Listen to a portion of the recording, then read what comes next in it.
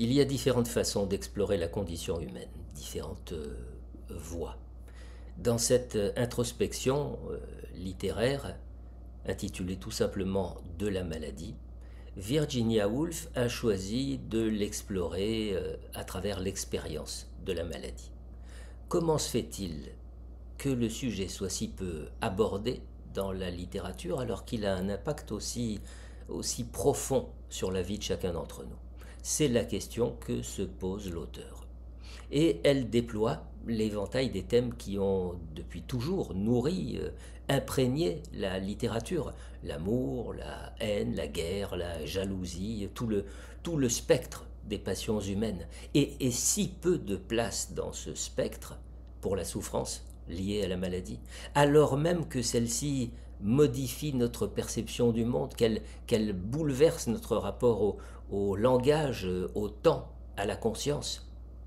Pour comprendre les raisons de cette grande oubliée, Virginia Woolf émet l'hypothèse que le langage, justement, y est peut-être pour quelque chose.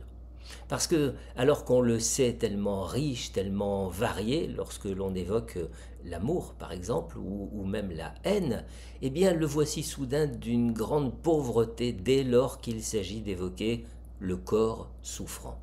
Il est alors sans relief, impersonnel, alors que la maladie bouleverse nos repères. Elle efface les illusions de stabilité sur lesquelles nous vivions auparavant. Le corps est mis au premier plan. Le lit, dit-elle, devient poste d'observation de la vie, scène de théâtre tragique. La maladie isole l'individu du tumulte du monde. Elle le plonge, nous dit l'auteur, dans une forme de retrait presque mystique. Retrait involontaire qui provoque l'errance de l'esprit entre rêverie et lucidité, entre souvenir et vision. Voilà que s'ouvre soudain une porte vers une autre forme de perception, plus sensorielle, plus instinctive. Et là encore, les mots échappent à la plume pour dire les hallucinations, les sensations amplifiées, la distorsion du temps.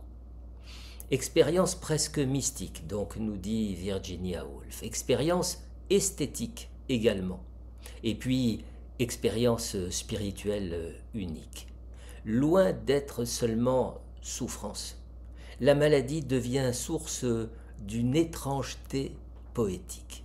Une lumière, un bruit, une ombre, une odeur, et voilà qu'elle nous contraint à poser un regard nouveau sur les choses les plus simples. L'esprit se met à vivre une espèce de flottement qui redessine le contour des choses, qui invite à une contemplation lascive et qui génère un univers parallèle finalement. Et puis surtout, l'auteur aborde la question de la solitude du malade.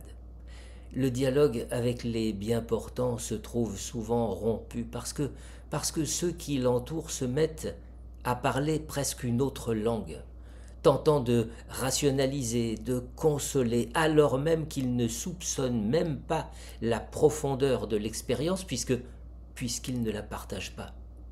Alors la communication devient plus difficile, les échanges plus réduits, la densité plus pauvre. Que reste-t-il aux malades? L'évasion dans l'imaginaire, les nourritures spirituelles de la littérature. Virginia Woolf évoque la puissance des livres qu'elle a pour compagnons et elle souligne les limites que rencontrent certains auteurs pour traduire la maladie. Elle regrette que la littérature de l'époque ne sache pas mieux intégrer cette expérience humaine.